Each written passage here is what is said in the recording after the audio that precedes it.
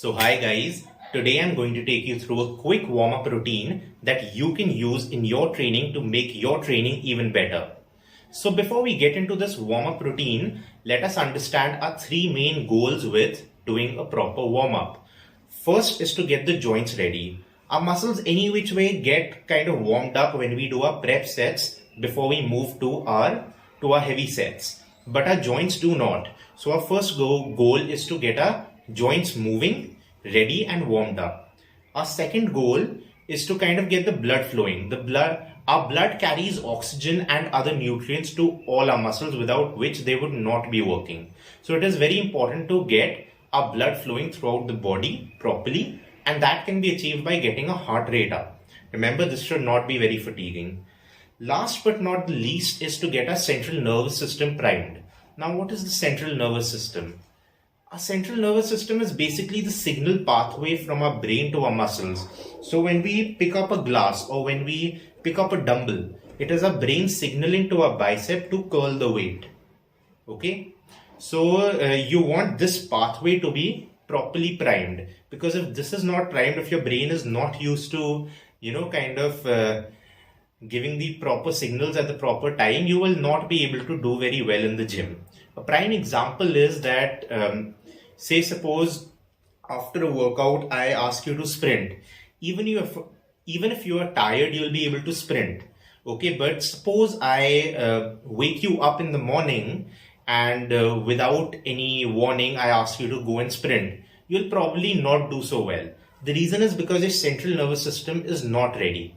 So these are our three goals: to warm up our joints, to get the blood flowing, and to get our central nervous system primed. And these are the three goals that we are going to address in this warm-up routine. So let's get started, guys. We're going to get started with the first goal of our three goals, and that is to get the joints warmed up. The way to get the joints warmed up is to basically take the joints to their full range of motion. Okay, why does it not work to take the joint through its half range of motion? Why do you have to get your heel all the way back to your hip? Is because whenever you take your joints through their full range of motion, your brain secretes something known as a synovial fluid, which is basically oil for your joints. Okay, it will help your joints to stay lubricated and keep them from getting a little rusty. Okay, so always take your joints through their full range of motion. We're going to start head to toe. Okay, we'll start with our neck joint. Again, side to side, slowly, not very fast. Be a little careful, because with work from home and our lifestyles, this part of our spine is pretty delicate and can get injured pretty fast. Next, you can move to side to side. This will open it up in a spiral fashion. And last, up and down, and up and down, up and down. Remember, guys, slow, steady, controlled, no jerking in this particular exercise. Now, as for reps, I think one set should more or less be enough. If it's a very cold day, you can go for 2 sets. And as for the repetitions, 10 to 15 should do just fine. Don't need to go more than that. You are just opening up the joints. Next, we'll move on to the scapula. Very simple drill. Hands in front. Pull your shoulder blades back. Extend. Pull them back. Extend. Pull them back. Extend. Pull them back. Extend. Pull them back. Slowly, with every rep, you can pick up the pace. It might be easy for some. It might be very difficult for others. But with time, it will always get easier than what it was. Next, we move on to elevation and depression. For this, you'll put your hands above your head and pull your shoulders down. Reach up, pull down. Let's look at it from the side. Reach up, pull down. Reach up, pull down. This will give you a better idea of the exercise. Reach up, pull down. Reach up, pull down. Reach up, pull down. What you want to make sure in this exercise is that when your hands are in front, don't want to keep them here. Keep them as high and as close to your ears as possible. Next, we'll move on to our shoulder joint. Our shoulder joint is a very flexible joint. It can go 360 degrees. Okay. Not, yeah, it can go 360 degrees. So it's very simple. Arm swings. These arm swings can be forward, or they can be backward, or they can be both together forward or together backward. And if you want to be cool, you can even do it alternating side. Okay, that should do just fine. There is nothing more to your shoulder warm up. But if you haven't done any kind of exercise in a very long time, I'm talking about a year or so, and you've really not been a very athletic person, then I would strongly advise you to start with your hands on your shoulders.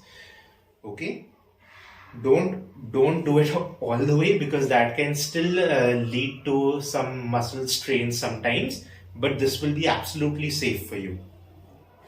Next, we move on to our a little bit of a scapula and a chest. This, we're just opening up our chest muscles a little bit, because with our sedentary lifestyles and being seated on a chair, we have this hunched posture. So our chest muscles are usually very tight. Okay, so keep your hands in front and open it in a diagonal fashion. You can do it on your toes or you can do it on your feet.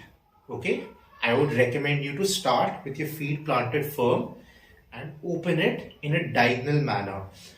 Open your chest, open your chest, open your chest, and open your chest. If you want to make it a little dynamic, you can come up on your toes while doing the same exercise. Doesn't really make much of a difference, but what you need to make sure is that your palms will be facing forward, not backward. Okay, forward, palms forward, palms forward. Next, we move on to our spine.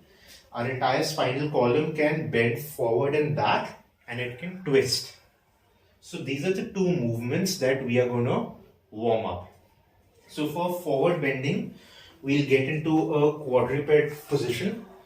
Okay, on all fours.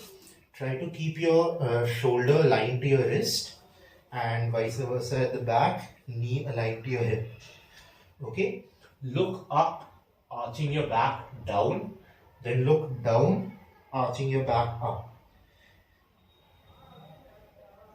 Look up, arching down, look down, arching up.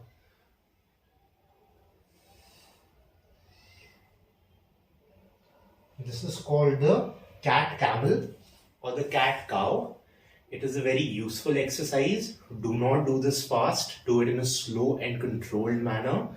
Okay, your spine is very delicate, and most of us don't have a habit of using our spine, so it will be a little rusty.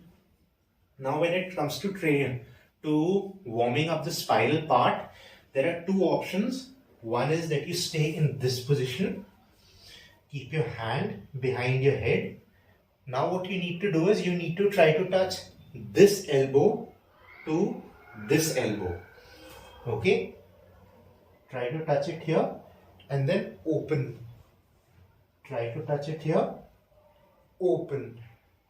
Try to touch it here, open. Let us look at it from the front as well. You're in the quadruped position. One hand behind your head. Try to touch it, open. Try to touch it, open. Try to touch it and open.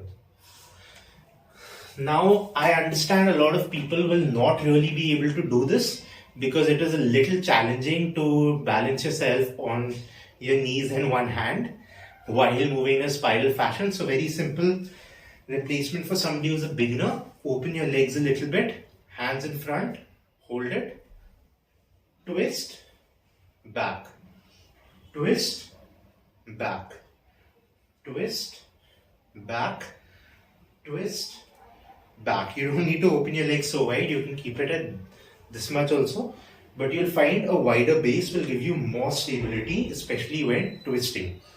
Okay, next we move on to the hip joint. Our hip can make our legs move forward and back and side to side, kind of like a shoulder joint, but we can't really move our legs in a circle like that. Like we can move our arms.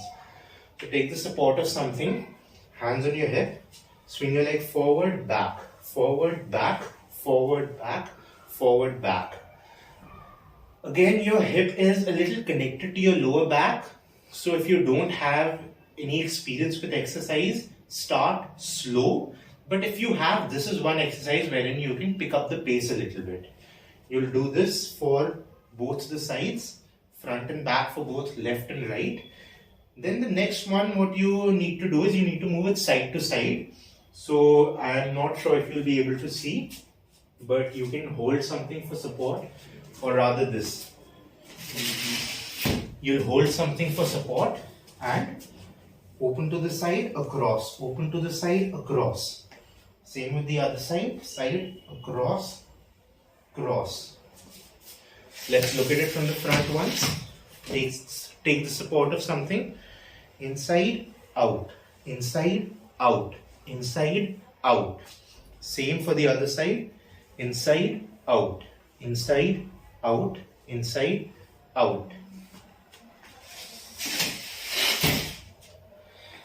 Okay, now we're almost done with all the joints. What is left is the knee joint and the ankle joint. The ankle joint is going to be very simple, very easy. Okay, just take the support of something and ankle rotation. It can be either side. And by the way, for all these exercises, it remains the same 10 to 15 repetitions, 1 to 2 sets. Okay, ankle rotation for both the feet. Doesn't have to be in both the directions, but if you have a bit of an OCD like I do, you can do equal repetitions for both sides. There's no harm done in that. Now when it comes to the knees, we have two options. If you are advanced or kind of advanced or have some experience with exercise, I would recommend the knee hug. So you stand, pull your knee up, hug your knee. Pull your knee up, hug your knee. Let's look at it from the side. Pull your knee up, hug your knee.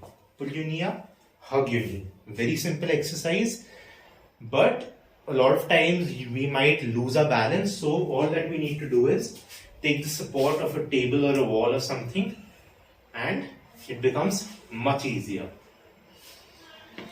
Now, if you are somebody who has no experience with exercise, then you will not be able to do this, and you are not recommended to do this either, but you still want to warm up the knee joint. So for that, we have a very simple solution. Take the support of something, stand, and try to pull your knee as up as you can. Okay? In this, if you can hold your knee, hold it up, leave it. What you don't want to do is hold it up and pull. This is not stretching that we are doing over here, it's warm up. Okay, warm up needs to prepare your muscles for a workout, not relax them.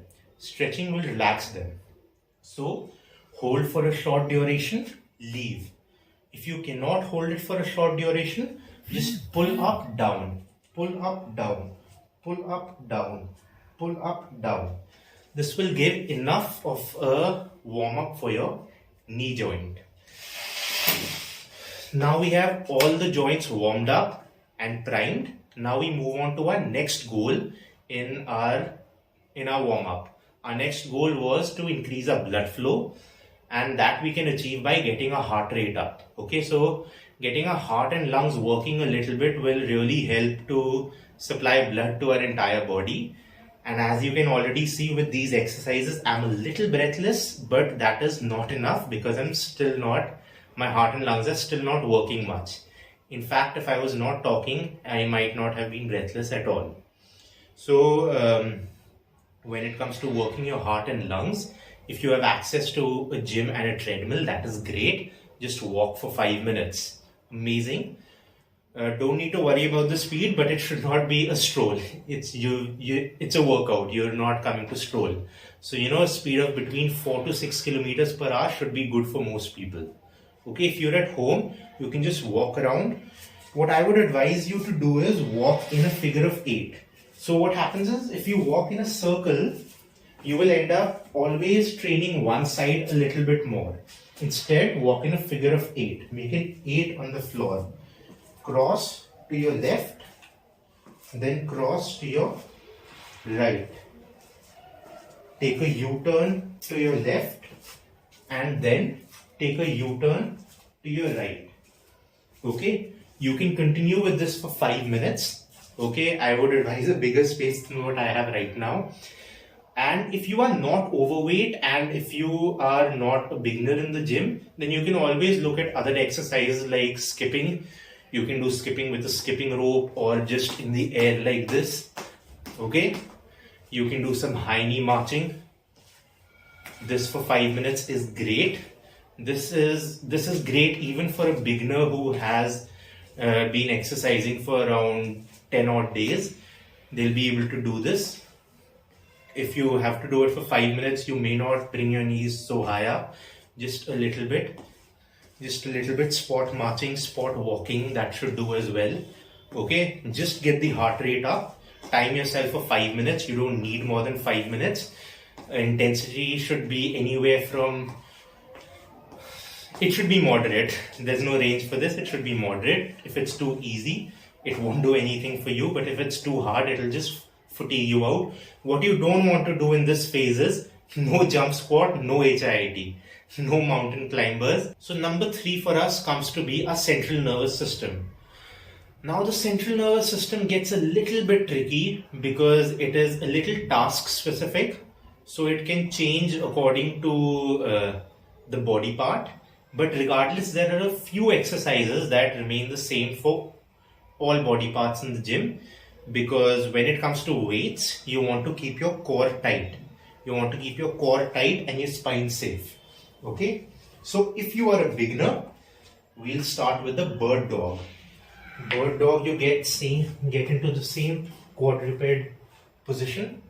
You will raise your left hand and right leg together. Okay. Alternate hand and alternate leg.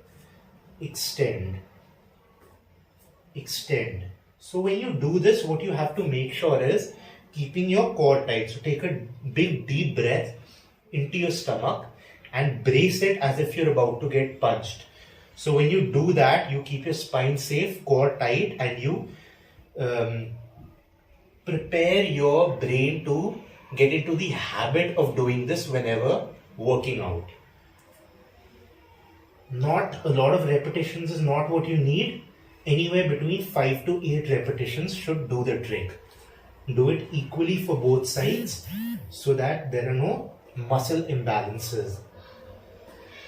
Now, if this exercise is also a little challenging for you, then you can make it even simpler but a little more time consuming. Simply raise one leg and one leg. Don't need to raise the hand. So do around 5 to 8 repetitions for the right leg, 5 to 8 for the left leg, and same 5 to 8 with your hands. This should be a good starting point.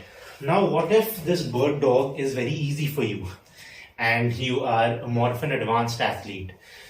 Then I'd suggest more of a single leg aeroplane for you.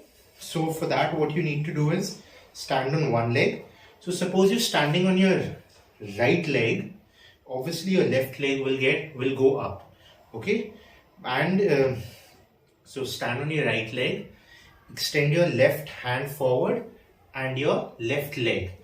Right hand you can move out to the side. Okay, so right leg on the floor, right hand to the side, left hand and left leg forward and back. Again, very important to keep your core braced in this because that is what we're trying to learn over here. You can do this for both the sides. I mean, you have to do this for both the sides. That's not an option. 5 to 8 repetitions should be pretty comfortable. 2 to 3 sets of 5 to 8 repetitions. So this would more or less teach our brain to start bracing our core so our spine remains safe when we're working out. But what about specific movements for specific body parts? That is very simple. We're going to start with the legs. So for the legs, that movement is going to be the squat. Simply squat down in a slow, controlled manner and stand up explosively. Squat down in a slow, controlled manner with your knees out. Stand up explosively.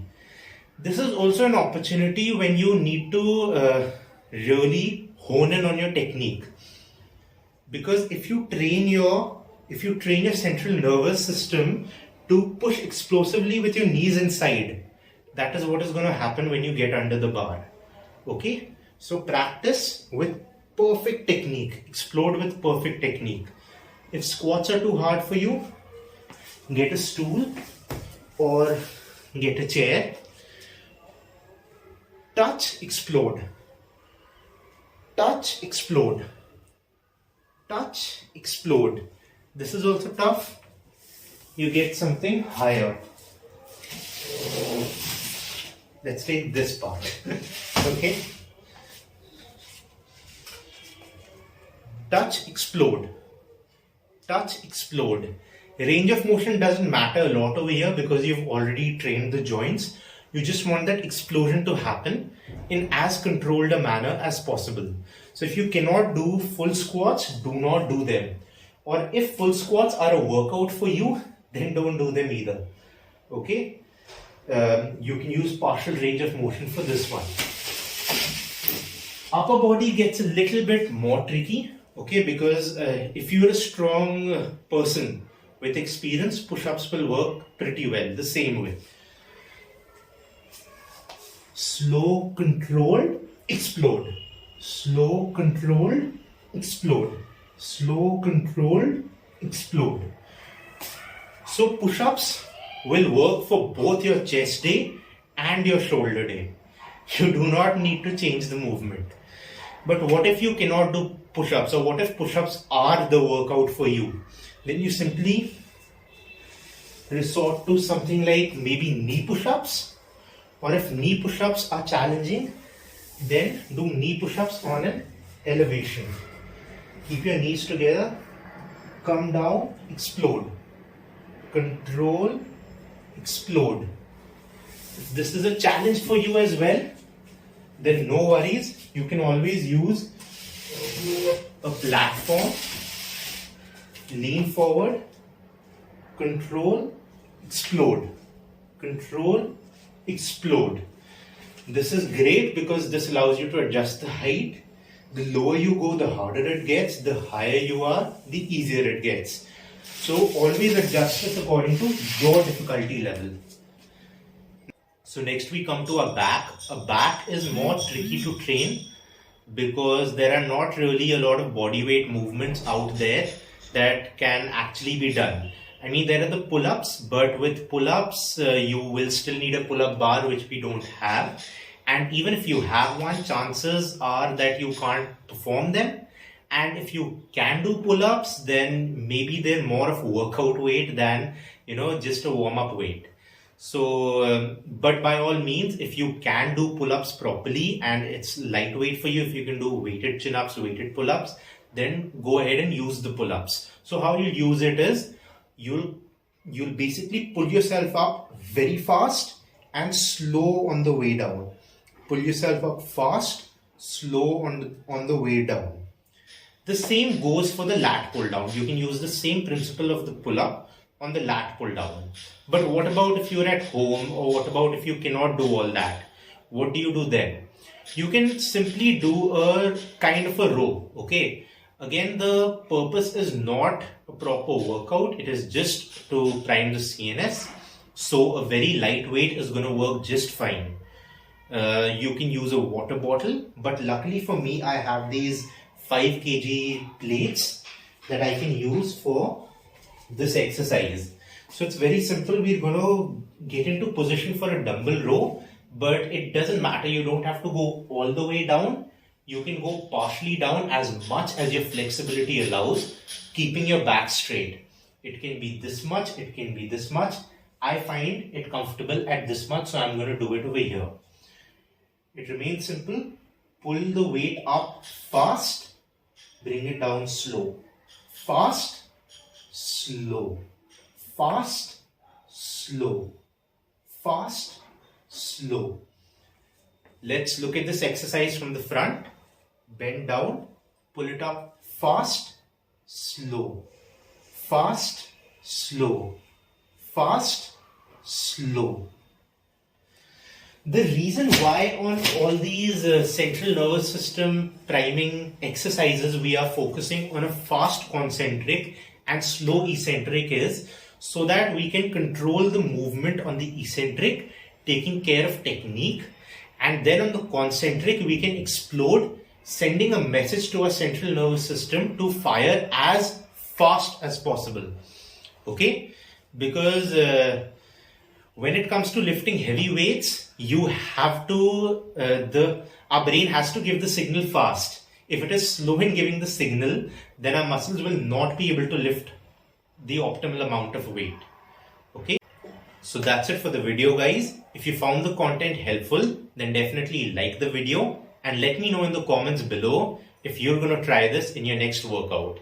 Until next time, stay strong, guys.